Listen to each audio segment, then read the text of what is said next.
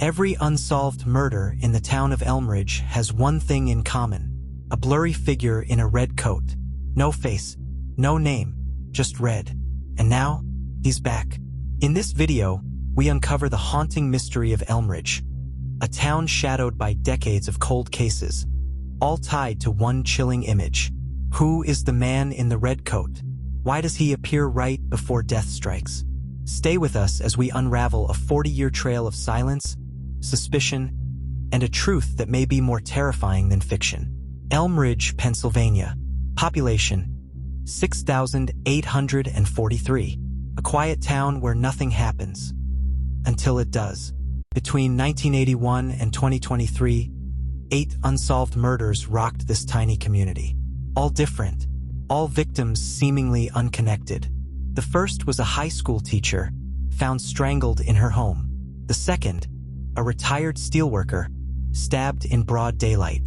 The third, a 10-year-old girl. No signs of sexual assault. No motive, just a single red glove left near the body. At first, the town chalked it up to coincidence. But when the fourth victim, a newlywed, was found in her driveway with a crimson scarf clutched in her hand, someone noticed a pattern. A blurry figure caught on a neighbor's home cam. A tall man walking away wearing a red coat. Detective Linda Ferris took over in 1994. She was young, sharp, and unwilling to believe in coincidences. When she re-examined the cases, something jumped out. Every victim had either reported seeing or being followed by a man in red the week before they died. Witnesses described him as tall, pale, with dark eyes, but no two descriptions ever fully matched. It was as if he were a shadow, there but not there. Linda dubbed him the Red Ghost. In every file she reviewed, the man was always near, never caught. The town grew uneasy. Elmridge became a place where people double-checked locks, avoided walking alone, and whispered about the coat. Locals started connecting dots, even when police wouldn't. An old man swore he saw the figure at a Halloween parade in 2002, standing just behind a float seconds before a 13-year-old boy fell off and broke his neck. A teenager snapped a photo of their prom group in 2009. In the background, behind the hedges, was a blurry figure. Red coat, watching. That same night, the prom queen's car flipped mysteriously on a dirt road. But here's the catch. No one could ever identify the man. No camera got a clear shot. No fingerprints. No DNA. Police called it urban legend syndrome. Locals called it a curse. In 2015, Dr. Elena Walsh, a forensic psychologist, moved to Elmridge to research community trauma and folklore. She began documenting interviews, analyzing patterns, and building what she called a behavioral map of the red coat. Her theory?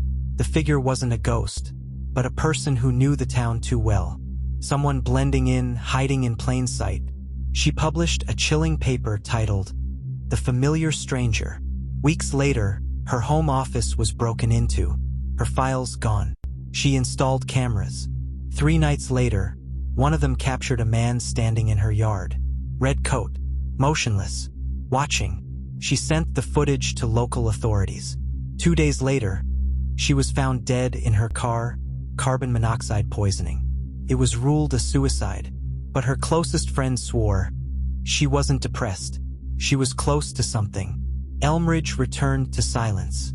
No new cases, no new sightings, for nearly 8 years, until February 17, 2023. A college student named Naomi Briggs, home for winter break, walked her dog near the old train yard. Her last text said, "Weird guy in red coat watching me. Probably just homeless LOL." Naomi never made it home. Her body was discovered 3 days later, half buried in snow. No bruises, no wounds, just a faint smile on her face and a single red thread clutched in her hand. This time, the town erupted. Online forums resurfaced. Conspiracy theories exploded. The red coat was back. Newspapers dubbed Naomi's case the return of the Red Ghost. Young detectives raised in Elmridge reopened the old files. They reanalyzed photos, traffic cams, and neighborhood footage. And this time, they found something. A man in a red coat seen loitering near Naomi's bus stop 2 days before her death. a blurry outline. Height approximates 6 feet 2 inches. No face, but his coat, custom stitched. Investigators traced the coat's make to a local tailor, now retired. The tailor recalled only ever making 3 such coats in the 1980s. One was sold to a man named Albert Finch, a former history teacher who went missing in 1986. The other 2, no records, no names. It gets weirder. Albert Finch's niece uploaded old family VHS tapes to YouTube. One shows a man in a red coat at a 1984 cookout. He's standing still, staring straight into the camera, not blinking, not smiling. The moment you see it, your stomach drops. A local true crime podcaster named Owen Teller decides to investigate. He interviews old neighbors, digs through archives, then receives an anonymous package. Inside, a cassette tape labeled Elmridge Choir 1991. On the tape, the children sing Christmas carols. And in the back row, a tall man in a red coat, silent, still. Owen publishes his findings. The video goes viral. Days later, Owen's apartment is broken into. He vanishes without a trace. The only thing left behind, a red thread taped to his microphone. People begin to ask, is the red coat even human? Victim profiles don't match. There's no consistent MO, no motive, no physical evidence, no mistakes. It's as if the killer doesn't exist until he does. And then, just when you think it's all over, March 2024, a girl live streams from Elmridge Park. The chat suddenly floods with comments.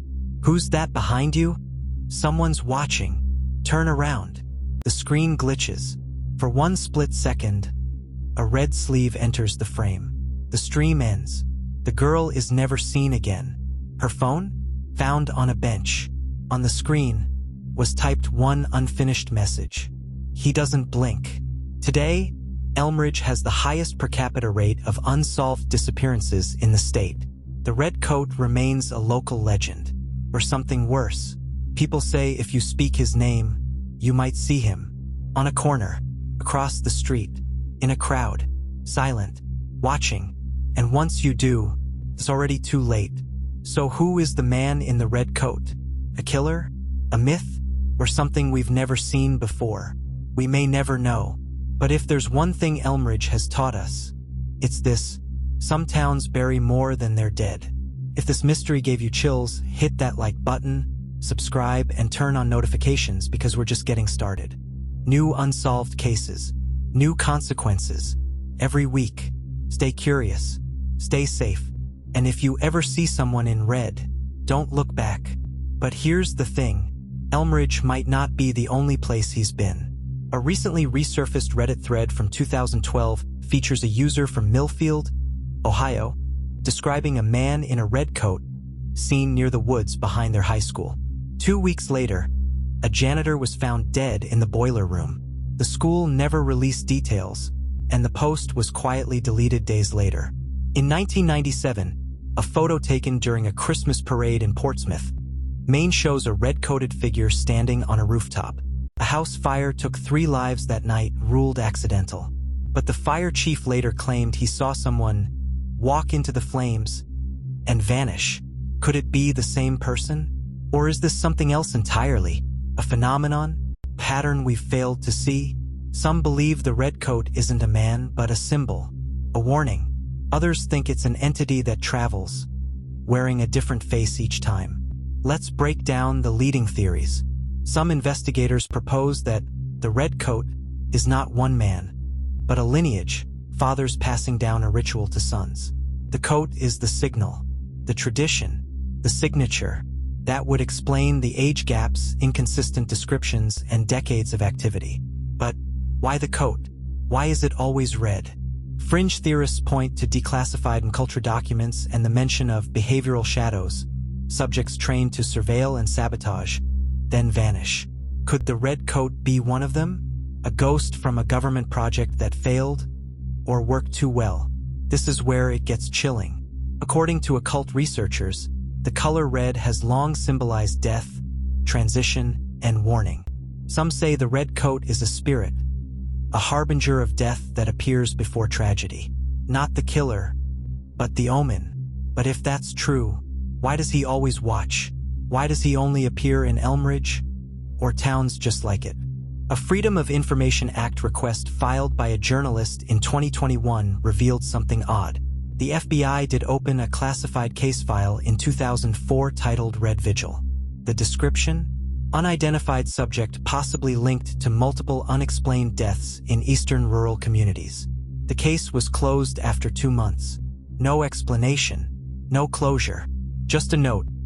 Refer to local authorities for continued monitoring. But get this, 5 months later, the lead investigator, Agent William Hensley, suffered a breakdown and was institutionalized. He never gave an interview, never spoke about the file again. His daughter claims he would sometimes wake up screaming, yelling one phrase over and over, "Don't let him look at you." In a cracked leather-bound notebook found in Elena Walsh's home, the psychologist who died investigating the case, there's a hand-drawn map.